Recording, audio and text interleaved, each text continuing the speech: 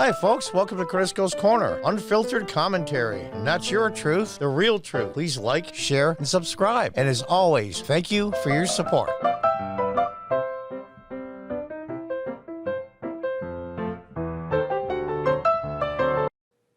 Hi folks, welcome back. Before we get into the episode, I found this on YouTube. It's from a TikTok. It's a gentleman in a Red Lobster. And as you can see here from the title, it says, this guy randomly stood up in Red Lobster shouting who voted for Biden. So it's a really short clip. I wanted to play this first before I started the episode. And who voted for him? Who voted for him? No, he doesn't. He doesn't need anyone to vote for him. What'd she say? We as American people should stand up right now and fight this. It's unbelievable. We've lost 11 Americans today. That's right. I'm a veteran. I went over in 2008 and I fought against Islamic terrorists.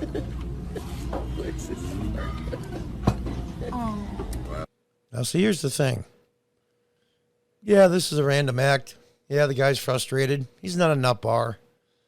And they were laughing at the beginning. But when he stood there and shook his head in his arms, that's frustration. He can't figure out how the hell is this going on? How is it even possible? And he probably sees a little bit more of it from the inside, being a veteran and being over there. He just can't believe it. It's so surreal that it's like it's not real. It's like a bad movie. And therein lies the point. This guy is just frustrated, and he's like, it's like waking up one day and finding out you have a third arm. It's like, what? How is this even possible? It's really the same thing. It's really short. Let's listen to the last few seconds. Yeah. Yeah. Thank you for your service. Yeah. Bring Trump back! Bring Trump back! And they thanked him for his service. Now you can tell from the accent, he was a gentleman from the South or is in the South. It doesn't really matter. But maybe in a way it does. Because different parts of the country are more patriotic than others. It's just the truth. I'm sorry. I mean, look at the teacher they just fired in California who was a Antifa far-left radical. They had this stuff all over the walls, and everybody knew about what he was doing. And, of course, this is what you got from all the school districts. When you have a nut bar school teacher, you get this. Well, we don't condone that kind of activity with our students, and we'll look into it. Well, they're going to fire this guy. First, he got put on a leave with pay, and then he's going to get fired. Okay, whatever. They're not patriotic. It's a government class he was teaching, and he was teaching the government of the United States sucks. But I digress, but it's all connected. Yeah, they're laughing a little bit because they probably were caught off guard. But the fact of the matter still remains. What the hell is going on? This is nuts. This is nuts. Like I said, this is like waking up one morning and finding you have a third arm. It's just an impossibility. It's some kind of weird story or movie or weird novel. It can't be real. But unfortunately it is. Anyway, I wanted to show you this video before I started the episode. So, on with our episode. Well, I hope you enjoyed that small video. I just thought it was appropriate. It's what everybody's thinking. Who voted for him? And if you did, we need to sit down with you and have an intervention. Let's read on from the Daily Mail. As Biden repeats claim that nobody could have known Afghan army would collapse, bombshell transcript from July reveals he pressured Afghan President Ghani to create perception Taliban wasn't winning, whether it's true or not.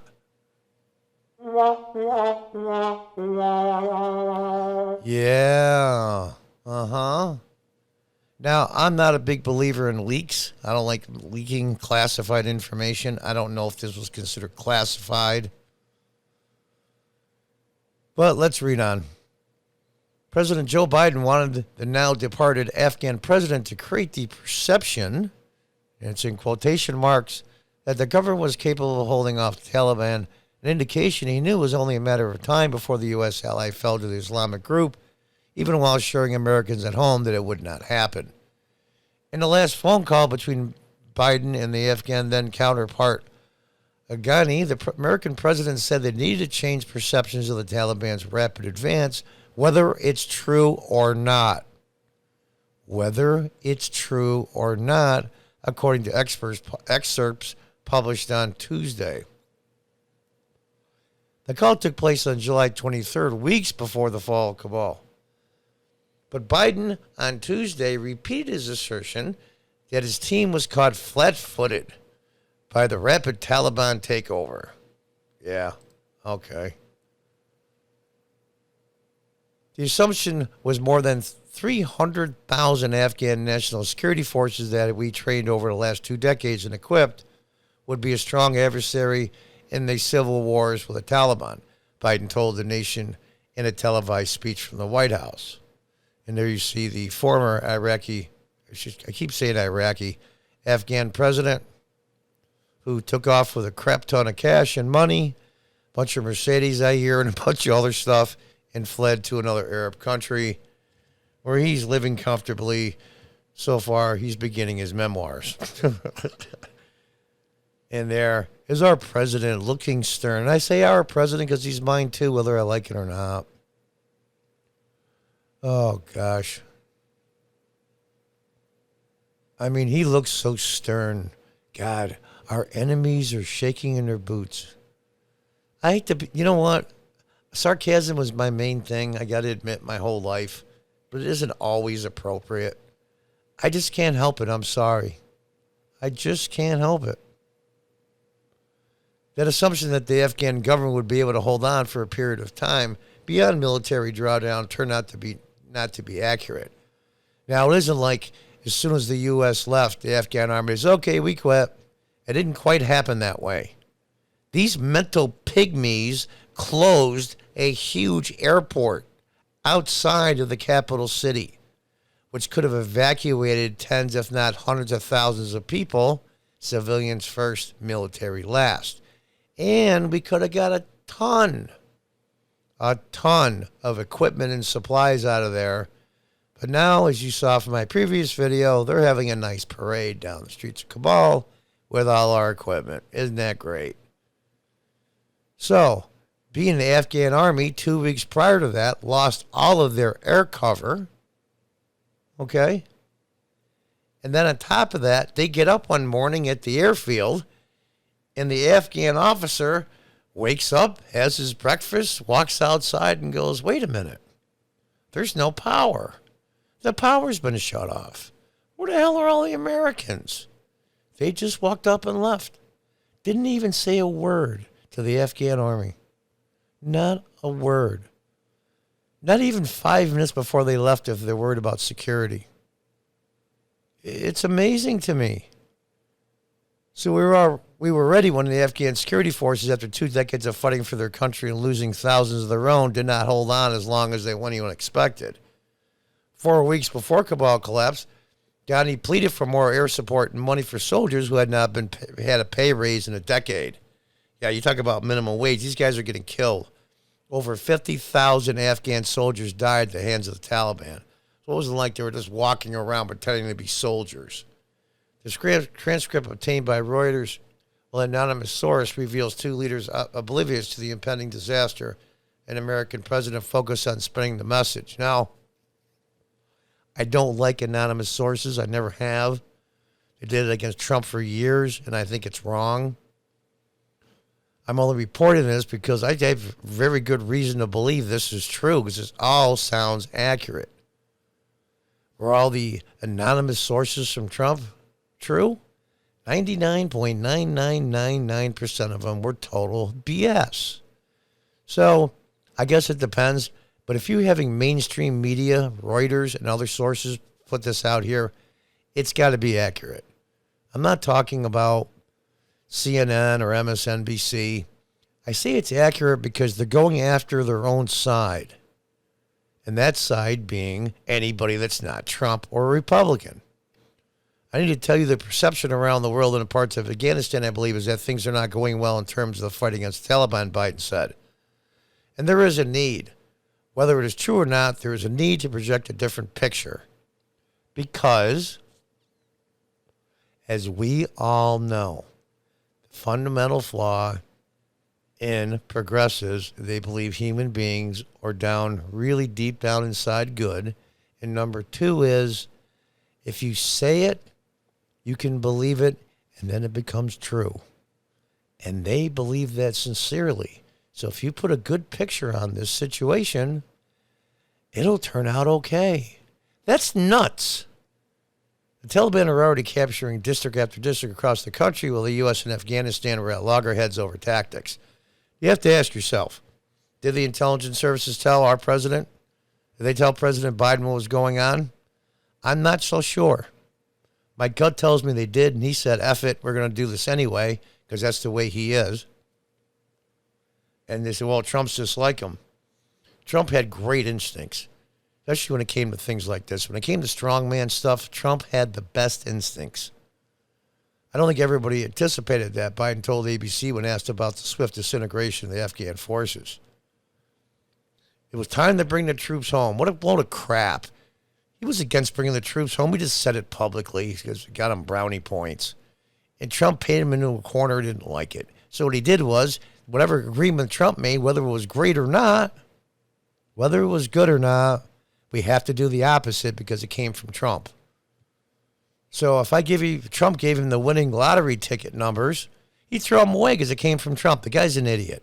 It's that Trump derangement syndrome. And it's costing people's lives, and it's destroying the country. And the Taliban should know if they attack us as we draw down, we would defend ourselves and our partners with all the tools at our disposal. Like what? You droned a couple of terrorists and a bunch of children by the Pakistani border? Unbelievable. Biden said that the Afghan government has 300,000 well-equipped forces and well-equipped as any army in the world, and the Air Force against something like 75,000 Taliban. Their breakdown was not inevitable. And you can read the rest of the story. Biden said he was told that the Taliban would quickly take over as quickly as they did. Instead, he said there was a possibility it would take more time, not even close, Biden said. Behind the scenes, however, Biden apparently knew the situation was more precarious. Yeah, a.k.a. he lied. And there you see some refugees going through Dulles Airport after being evacuated. Now I have to admit they look like upper-class Afghans. When I say that, I mean money, position, teacher, businessman, who knows. And that's really okay. I don't have a problem with it. And they don't like Afghan refugees because they don't vote Democrat. But if you cross the southern border, they let all the millions you want come in. Absolutely no papers, no legality, just come in because they vote Democrat. And there you see the Taliban celebrating. And I did my report before. And you can read the rest of the article here.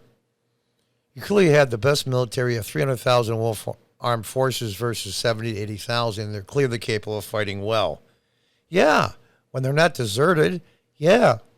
When they're not stabbed in the back, when their allies of over 20 years just get up in the middle of the night and you get up when all the power is off and they're gone, yeah, that might hurt your morale a little, you idiot. There's some pictures there, and there they are, all the Taliban, all with U.S. equipment and jeeps and trucks. What's that movie with John Belushi? Animal House. What is this, an Animal House photo? Jesus. And like I said, you can read the rest of the article. In this call, too, an area of focus was a global perception of events on the ground in Afghanistan. Milley, that's the idiot, the general that said before the Senate congressional subcommittee, that he's interested in white rage too. All these bastards should be fired. Fired. And then we can decide literally whether they can keep their pensions or not. And their free platinum health insurance for the rest of their lives and their spouse. It's ridiculous. That's the mistake Trump made. First 2 weeks he was there, first 30 days he was there, fire everybody's ass. And then start over. And that includes Republicans. Chief of Staff, Chairman of the Joint Chiefs, Milley, told Gandhi, the perception in the United States and Europe and the media sort of thing is a narrative of Taliban momentum and a narrative of Taliban victory. We need to collectively demonstrate and try to turn that perception, that narrative around. I do not believe time is our friend here. We need to move quickly, McKenzie and other generals said. A spokesman for McKinsey declined to comment. A spokesman for Milley did not respond by publication time. Well, at least McKenzie's people declined to comment. They all should be fired. All of them. All of them. And even the ones that disagreed with all of this, because they said and did nothing. Like that Lieutenant Colonel, I believe it was Shaler, who ended up losing his commission because he told the truth. Because he told the truth. Liar, liar, pants on fire. Oh, Trump lied too. Yeah, about the size of crowds. You know, he's a bombastic fool sometimes. I get it. And I'm a Trump supporter, and I say that. I get it. But show me where Trump's lies cost lives. Show me where. Show me where. And not some weird, twisted logic thing. Directly cause people to die. By lying. Show me one. Because there isn't any. Nobody could have known. BS. So there you have it, folks. There is the leader of the free world. Lying his ass off. And they impeached Trump for a phone call to a Ukraine prime minister. Jesus. Until the next time, goodbye and good luck.